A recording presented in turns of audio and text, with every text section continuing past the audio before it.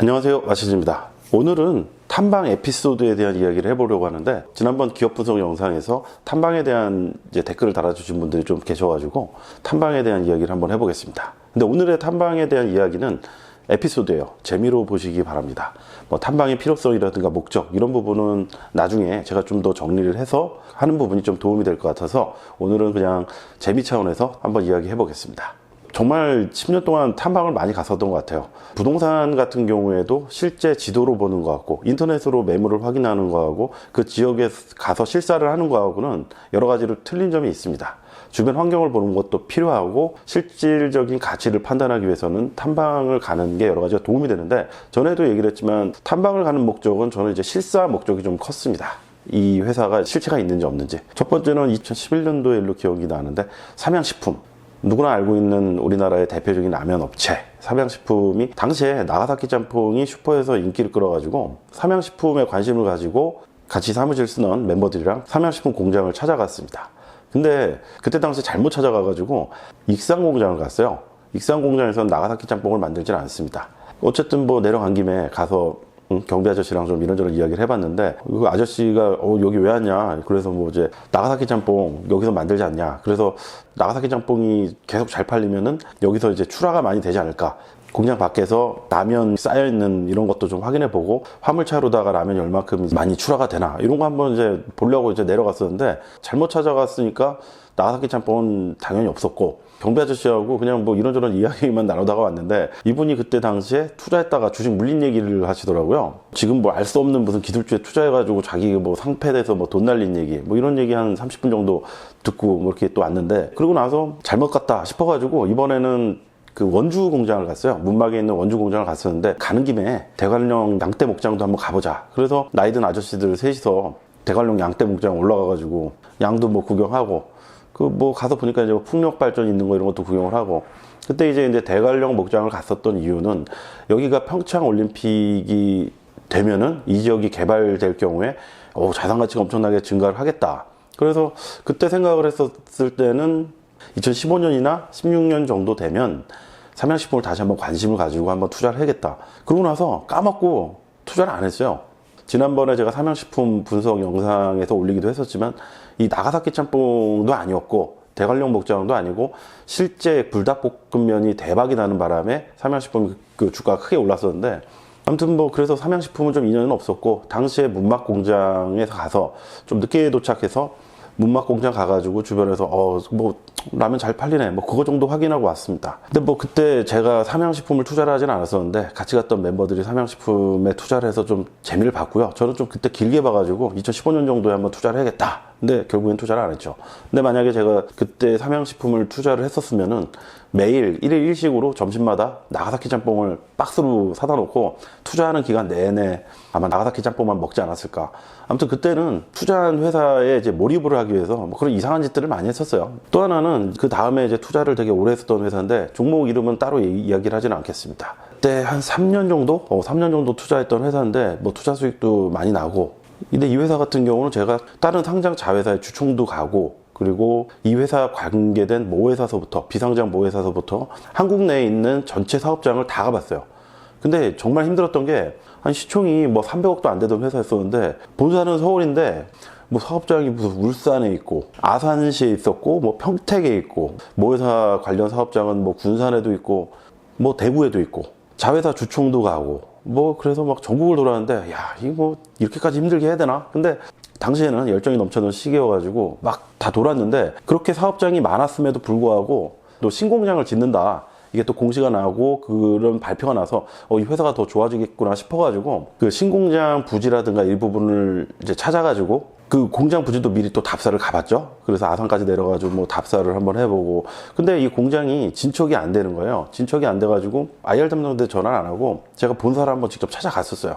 그 상황을 좀 더 생생하게 한번 들어보기 위해서. 근데 이제 그 경비 아저씨한테 그래서 제가 또 친절하게 바카스 이게 다 한 박스 사가지고 가져가서 이제 바카스 딱 이렇게 경비 실장님한테 드리고 그랬더니 막 좋아하시더라고요. 그래서 자기가 이 회사 되게 오래 근무를 했다. 자기한테 물어보라고. 그러면서 경비실에 앉아가지고 이런저런 얘기를 듣는데 이분이 그런 얘기를 하는 거야. 그 공장 증설 안 되는 게 거기서 지금 땅 파다가 유물이 발견됐다. 아니 뭐 투자자가 뭐 그런 것도 몰라. 막 그러면서 좀 혼나기도 했어요. 막 그러면서 그 얘기도 해주셨고, 그리고 당시에 공장이 지붕에다가 태양광을 싹 딱 해가지고 와 이거 하게 되면 뭐 전기비 얼마만큼 뭐 절감이 되나요? 그랬더니 막 경비실장님이 이제 막 신나가지고 1년이면 한 3억 정도 막 절약된다. 막 이런 얘기도 해주시고, 그래서 뭐 약간 좀 혼나가면서 아니 무슨 투자자가 막 그런 것도 몰라 막 이러면서 해가지고, 그래서 좀 도움도 많이 받았고, 그래서 회사 뭐 좋아지겠구나 뭐 안심하고 이제 와서 투자로다가 좋은 성과를 냈었던 적이 있습니다. 신공장이 완공되기 전에 공사가 한 중간 정도 끝나가지고 인테리어 공사 이런 거 할 때, 근데 그때는 공장이 다 개방이 되거든요. 뭐 공장이 완공이 안 됐으니까 경비도 없고, 공사 때문에 출입하는 업자들만 있어서 인테리어 업자처럼 거기에 맞는 복장을 입고 들어가서 안에 뭐 둘러보고 뭐 도움이 됐었던 적이 있습니다. 그리고 세 번째는 대한유화인데, 2013년도에 화학주가 2011년까지 상당히 많이 오르다가 2013년도에 크게 주가가 빠졌었어요. 그래서 대한유화가 많이 빠져가지고 3만 원대까지 빠졌나?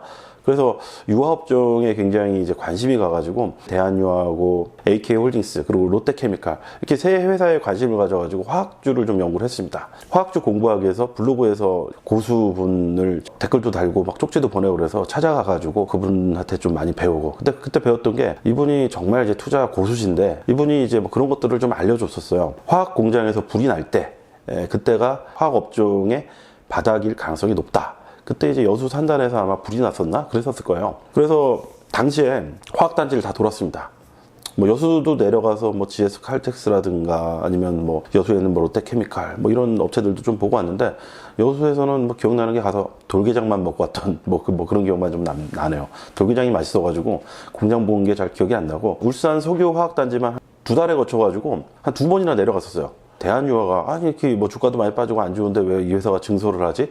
처음 내려갔을 때는 이제 대략적인 걸 보고 오고, 두 번째 내려갔을 때는 사무실 멤버들 꼬셔가지고 사무실 멤버가 그 전에 LG화학으로다가 투자 수익을 꽤 냈던 적이 있어서 저보다는 이제 화학주를 좀 잘 알 것 같아서 같이 내려가면서 이런저런 이야기도 하고 내려갔는데, 저는 그때 거의 뭐 한두 달 사이에 이제 울산을 2번이나 내려가다 보니까, 그리고 또 제가 운전을 해서 피곤해가지고 내려가자마자 저녁 먹고 숙소에서 누워 있었는데, 밤이면은 또 이게 좀 잘 안 보이잖아요. 그때 같이 내려가신 분이 태화강이 있고 무슨 산이 있는데 거기 올라가서 야경을 한번 찍어보겠다. 울산시 야경도 찍고 이제 대한유화 공장 그 전경이라든가 석유화학 단지를 이제 사진을 찍는다고 올라갔어요. 그래서 저 빼고 나머지 멤버들, 그때 사무실 같이 쓰던 멤버들이 다 올라가고 저만 안 올라가고 있었는데, 그때 이제 막 내려와서 막 큰일 날 뻔했다고, 올라가다 뭐 노른지 무슨 뭐 고라니가 나타나가지고 뭐 그걸 칠 뻔했다. 그래가지고 그분이 노루를 발견한 게 뭐 어떤 뭔가 이제 징조가 좋지 않다. 그래가지고 그때 그분이 대한유화를 제가 알기로는 4만원? 4만원대 초반에 샀는데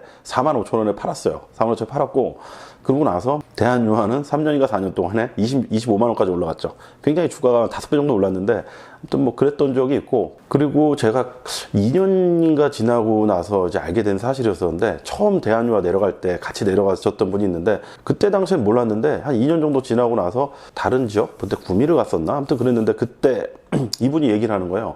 대한유화를 자기는 이제 투자를 했었다고 그때 얘기를 듣고 좋아 보여가지고. 그래서 이분은 대한유화로다가 그래도 한 300% 이상 좀 수익을 내지 않았을까. 아무튼 그래서 뭐 저는 뭐 대한유화로 좀 수익을 못 냈지만 그래도 이분이라도 수익을 내서 좀 다행이다. 뭐 그랬던 기억이 나네요. 또 하나, 산업단지를 보러 가게 되면 지역에 있는 상장기업들은 전부 다 이제 돌아보는 편인데, 2015년에 구미에 내려가가지고 여러 업체들을 좀 봤습니다.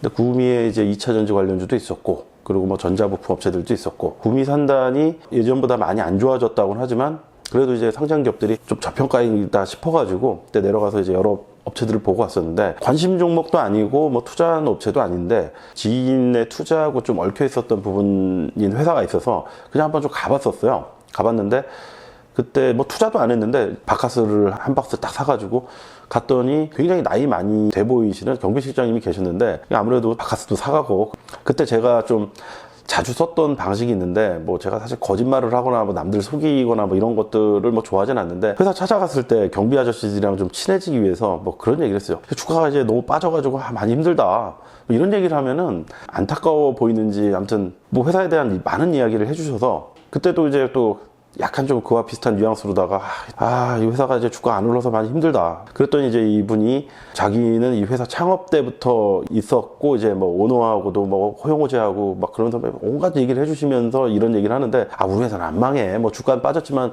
회사가 뭐 어려워지진 않을 거예요. 근데 그때 그 얘기를 듣고 좀 투자를 했어야 되는데 투자를 안 했는데 아무튼 뭐 많은 얘기를 좀 해주셨습니다. 근데 그분이 본인도 이 회사 주식을 당시에 20만 주를 들고 있다고 얘기를 하더라고요. 그 20만 주를 들고 있었던 이유가 회사 초창기 때부터 투자를 해서 그러니까 진짜 뭐 큰 손이었죠. 그랬었는데 그러고 나서 이 회사가 뭐 좋아지겠구나 그러면서 또 까먹고 또 잊고 있었었는데 OLED 관련 부품 회사들을 좀 보기 위해서 구미를 또 한번 내려갔었어요.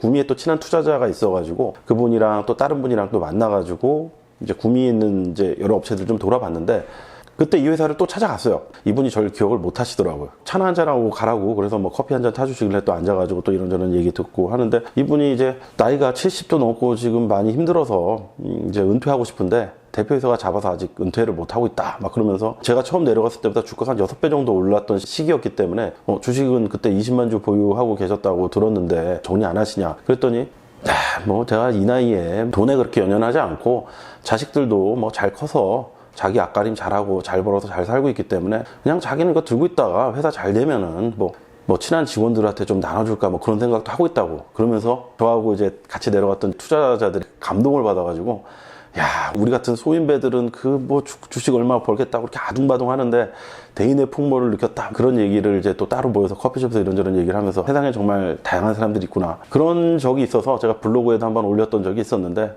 그렇게 이제 탐방을 하면서 재밌었던 일이 많이 있었던 것 같아요. 오늘은 이 정도로만 이제 정리를 한번 해보고 다음에는 이제 탐방의 필요성이라든가 어떤 게 도움이 되는가 부분은 날씨가 풀릴 때 산업단지 답사를 한번 가가지고 거기서 이제 돌면서 그렇게 한번 찍어볼까 이렇게 생각 중입니다. 도움되셨다면 좋아요, 구독, 알림 설정 부탁드리겠습니다.